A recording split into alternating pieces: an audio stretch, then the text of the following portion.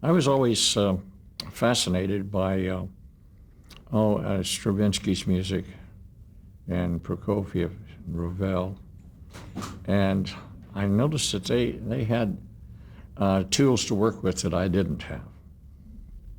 And I spent a good part of a year, I guess, just analyzing Stravinsky. And I came up with my own harmony system that works great. I've been using it for, 50 some years now. And it's based on a theory that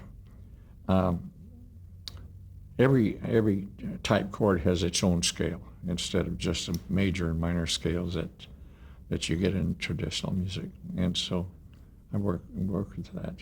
And it enables me to write polychordal sounds instead of polytonal sounds. And do you teach this to this day? Or do you find that it's somewhat radical by comparison with what people are traditionally taught?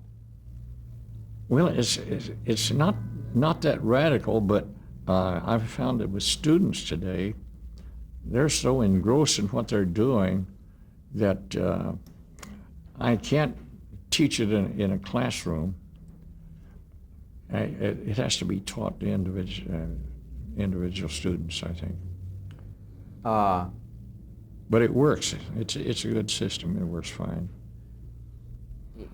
I'd heard at some point that Nadia Boulanger was interested in your system. Did you ever meet or talk to her or study with her? No, unfortunately, that story goes back to Alan Oldfield, who was studying with her in Paris.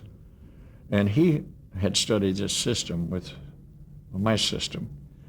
And he showed her what he knew about it. And she was very interested in it and wanted to talk to me about it. But unfortunately, she passed away before I got over there. Yeah. It's pretty interesting, though, that somebody of her notoriety, her fame, was interested in what you were doing. Yeah, Alan said she was very interested in it.